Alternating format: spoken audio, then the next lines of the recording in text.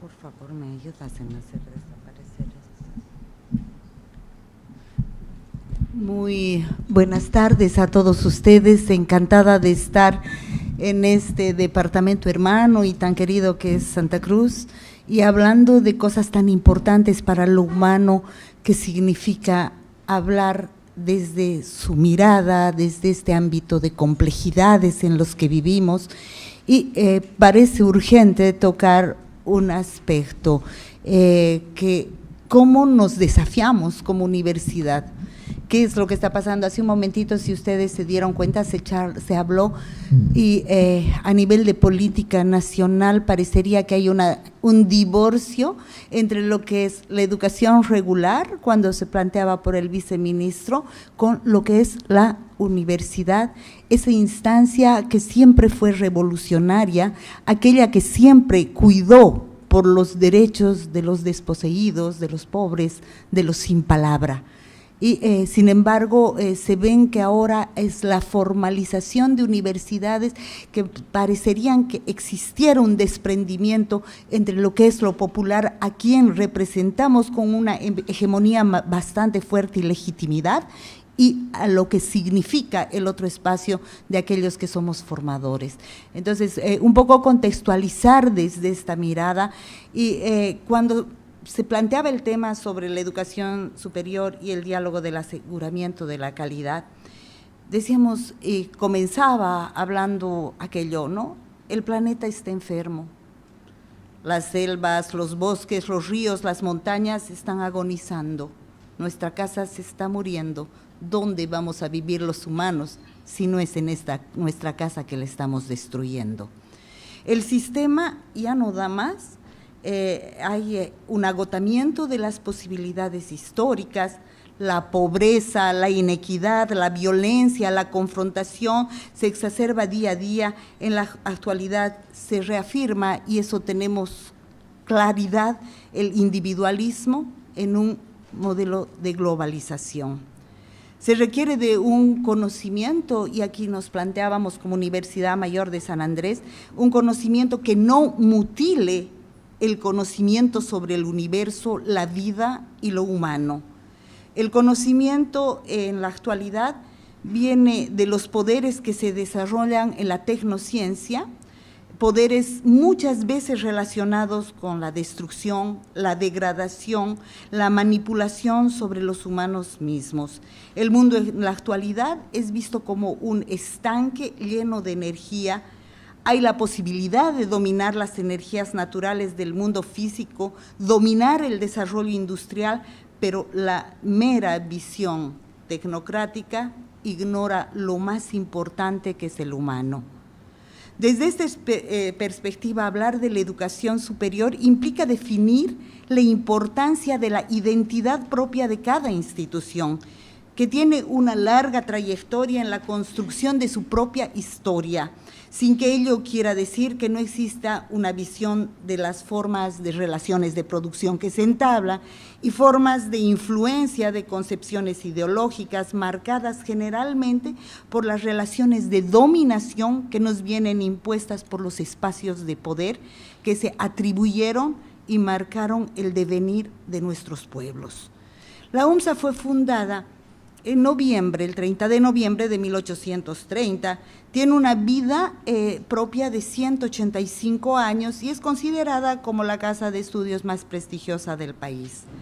Pasó por varios periodos, el primero que comprendió desde el año de su fundación hasta el 30, en esta época, como todas nuestras universidades, fue una institución de tipo colonial, en tanto espacio de reproducción de una cultura conquistadora, y en ello las instituciones dedicadas a la educación cumplieron el rol fundamental de la estrategia de sometimiento cultural, porque eso es lo que nos caracteriza a la mayoría, y por lo tanto religioso.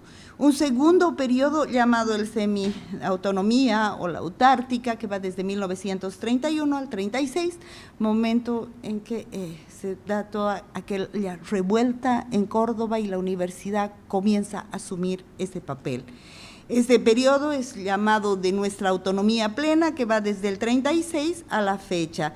Y nos regimos que esto es tan importante para nosotros como universidad dentro de los principios de autonomía, que por un lado, con la Gabriel René Moreno compartimos lo mismo, pero por un lado la autonomía nos ha dado esa seguridad de la decisión de nuestros propios, de nuestro propio devenir y accionar en nuestra universidad.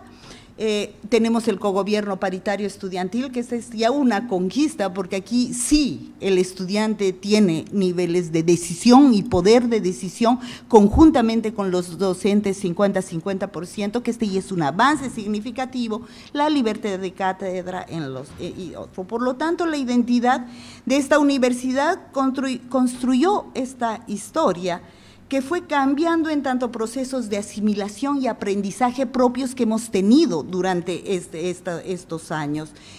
Un aprendizaje fundamentalmente cultural, por lo tanto es una institución que tiene una identidad propia, abierta y cambiante, que responde a estas construcciones históricas que se han dado, que están sujetas también a las variaciones del desarrollo. Aquí quería plantear una breve mirada de la educación superior actual. En la actualidad, la educación superior se encuentra inmersa en nuevos desafíos propios de los cambios sociales, económicos, políticos, científicos, tecnológicos, dentro de un sistema en permanente tensión.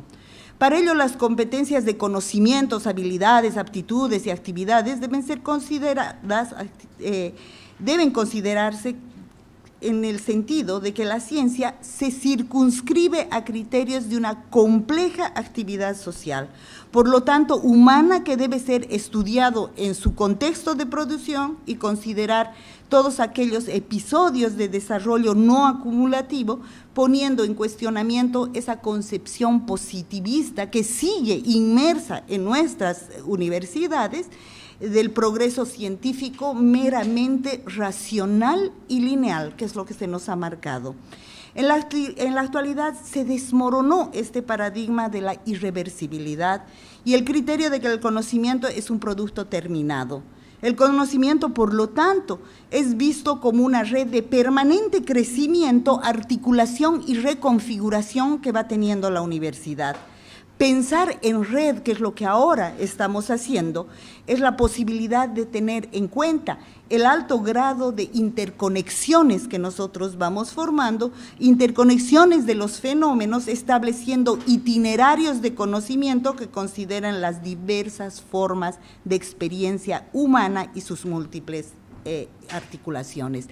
Vemos en la actualidad que solo se está hablando como lo científico, aquello que esté implicado en lo tecnológico. Científico, matemáticas, física, química, las humanidades, lo social queda al margen, y esa es la propia identidad que ha querido dar esta mirada positivista, unidisciplinar que hemos tenido dentro de nuestras universidades. Por lo tanto, ¿cuál sería la mirada de las ciencias humanas, sociales en la construcción del conocimiento? O sea, esos que ahora estamos aislados, ¿dónde está nuestra palabra? Porque ahora cabalmente estamos recuperando lo humano, sus construcciones y todo aquello. Y aquí parecería que la tecnociencia y el uso acelerado del tiempo han desterrado la intimidad entre humanos y las cosas. Los sujetos han venido en cosas tecnificadas, son sujetos incapaces de la intimidad. El ideal del tecno es que el sujeto devenga en máquina performance. Las relaciones se vuelven de uso y desuso, mientras más integrados a la era tecno de la eficiencia y la seriación, menos intimidad existirá entre nosotros. El humano no es un ser ajeno e independiente a la naturaleza, sino partícipe, por otro lado, de un proceso dinámico y creativo en permanente transformación. Desde esta perspectiva, el humano deja de ser ese espectador pasivo de las leyes eternas, inmutables, del destino que nos dice estar escrito en ellas. Por lo tanto, existe una relación intrínseca entre la actividad científica, la gestión política y la vida psicológica, social y cultural. La experiencia del mundo está moldeada por la actividad del sujeto dotado de un cuerpo, una sensibilidad, un lenguaje, construye un mundo simbólico, una historia, un modo de interacción en el mundo en el que no está solo, sino que vive en comunidad.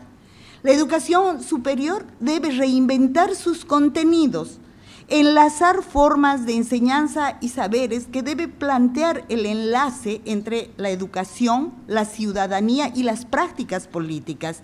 Implica fundir la reforma educativa con las prácticas sociales, por lo tanto, formar una educación que vea los problemas fundamentales que sufre la humanidad, formar a las personas para la vida, lidiar con la revolución tecnológica, pensar que el conocimiento es una potencialidad de escala planetaria, forjar un pensamiento que habilite a las personas para vivir, crear, transformar la destrucción en obra. Eso que nos está tocando ahora, que todo se está destruyendo, hay que volverlo obra. Esa es una función que tiene que jugar importantemente la universidad.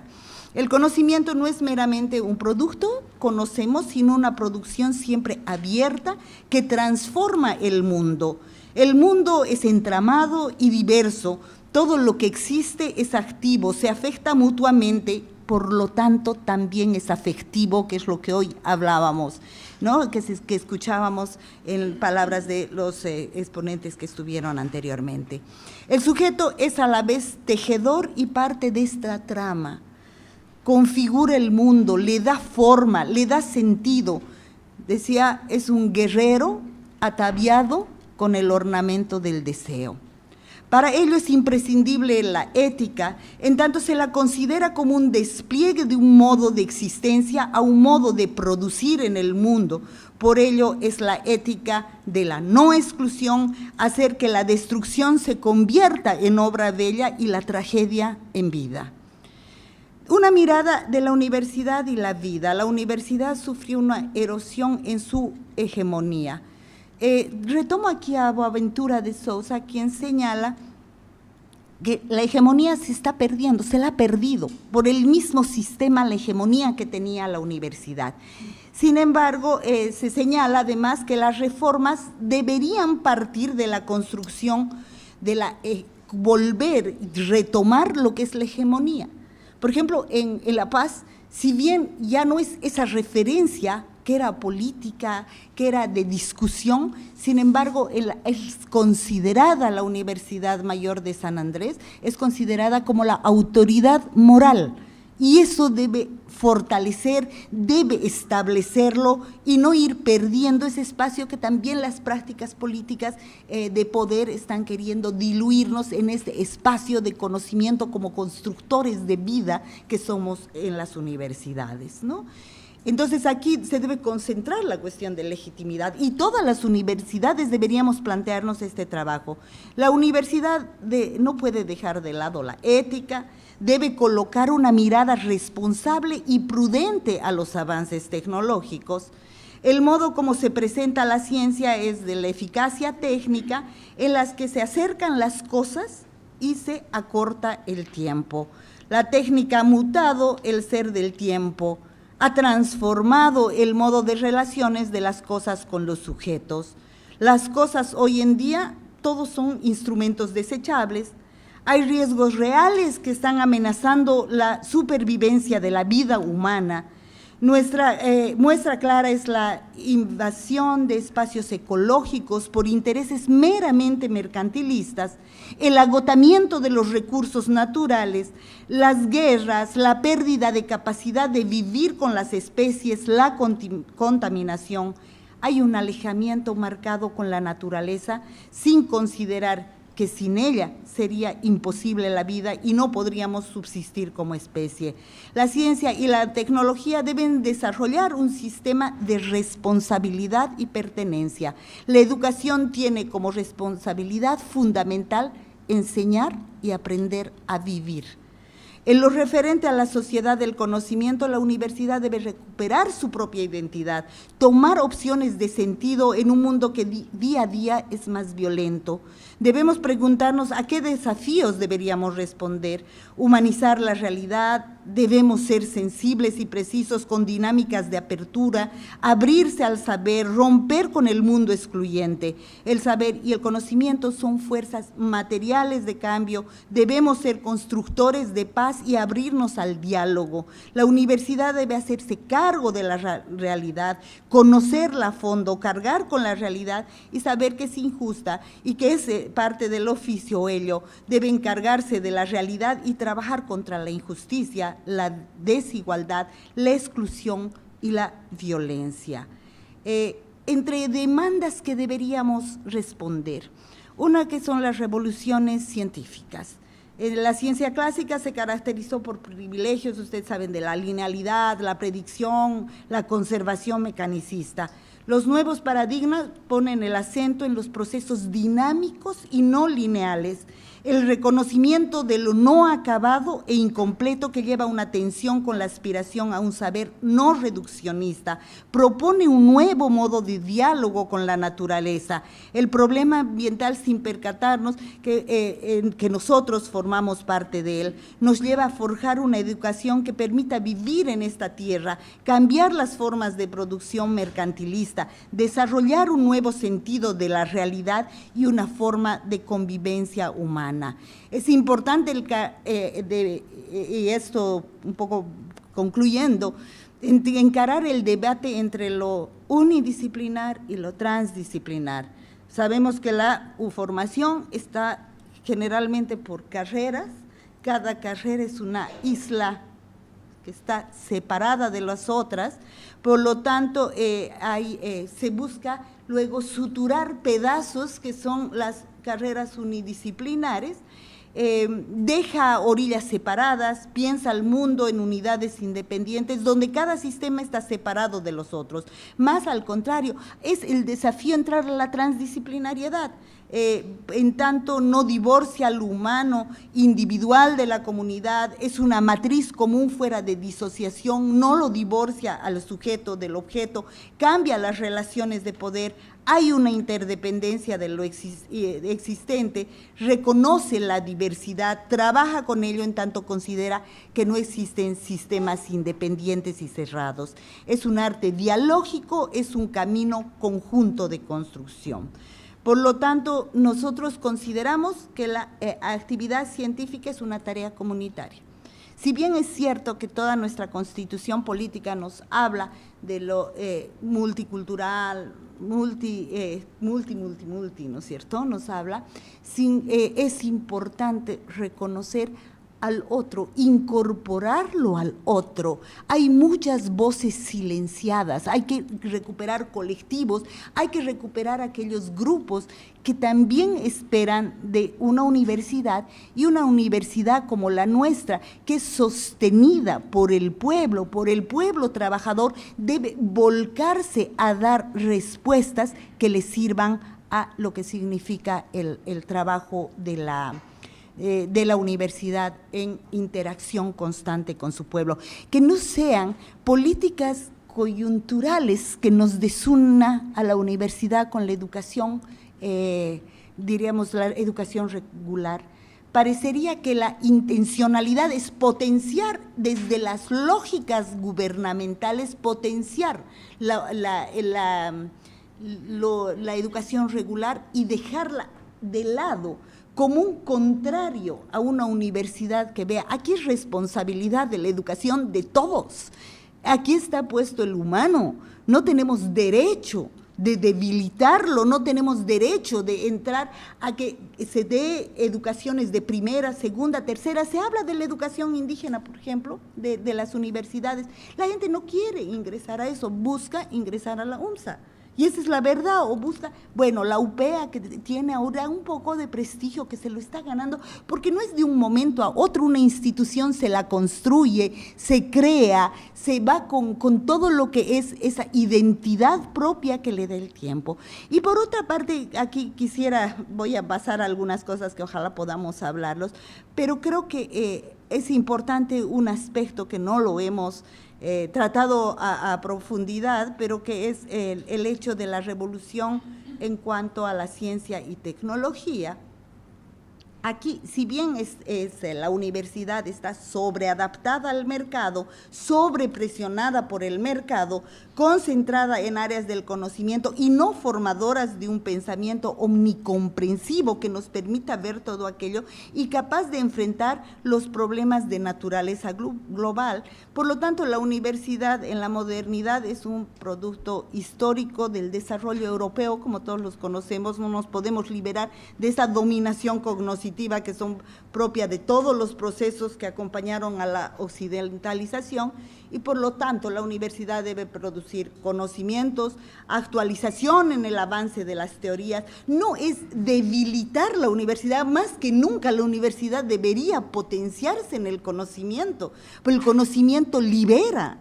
El conocimiento devela todas aquellas prácticas y discursos ideológicos, y esa es nuestra función como tal, y por lo tanto el avance de teorías, debates metodológicos en condiciones de igualdad, dentro de un espacio abierto para la renovación del conocimiento, para el debate entre teorías, entre saberes, y así poder lograr eso que se llama la descolonización de la educación. Importante hablar sobre la revolución tecnológica de la información. Ahora hay un doble sentido. Por un lado, qué bueno, qué optimismo que vemos lo tecnológico, y por el otro lado una tecnofobia, porque hace perder, dice, el rumbo de todas las construcciones de los humanos y todo aquello. Hay una tecnofobia al respecto, y por lo tanto sí se debe considerar el avance de estos conocimientos que fueron producidos por los humanos. Ambas posiciones son negativas, y frente al avance irreversible de la revolución de las tecnologías, porque esto va y es importante también, se debe generar nuevos campos de conocimiento y especialidades. Esta tecnología, sin embargo, tiene sus posibilidades y sus fuerzas. Permite, por un lado, que se democratice el conocimiento. Hemos visto en los jóvenes, por lo menos en La Paz, todos ellos en esta época del referéndum, todos ellos se informaban por estos medios, ¿no? Han movilizado mucha información, y nos moviliza también, permite que no exista una manipulación tan marcada como los medios de comunicación que hace. La información nos inunda, y por eso hay que acompañar al estudiante en sus recorridos por la información que nos dan todas las TICs. La fuerza del mundo de la virtualidad reside menos en el poder de las tecnologías que en su capacidad de acelerar, de amplificar y de profundizar tendencias estructurales en nuestra sociedad. Los jóvenes hoy viven la emergencia de nuevas sensibilidades, dotadas de una especial empatía con la cultura tecnológica. Las culturas electrónicas, audiovisuales y músicas van produciendo nuevas comunidades que responden a nuevos modos de estar juntos, de percibir, de narrar la identidad. Se debe, por lo tanto, sí, educar hacia una tecnología crítica. Muchos son los desafíos, por suerte. No estamos en un mundo cerrado. Más bien, como docentes, como autoridades, tenemos el deber de construir una institución que se acomode, que esté fuera de la dejadez, de que no nos interesen nuestros alumnos, dejar fuera ese espacio de estas voces que piden, que vienen a formarse, que creen que pueden tener una vida mejor, una vida enmarcada dentro de la dignidad. Y es ahí nuestra respuesta, es ahí donde nosotros debemos incidir, es ir con ellos, es escucharlo a ellos, pero no dejar suelto. Tenemos que entrar a la profundización, a la transformación de la ciencia, a partir de que esta ciencia devele aquello que oculta y busque una justicia social. Muchas gracias.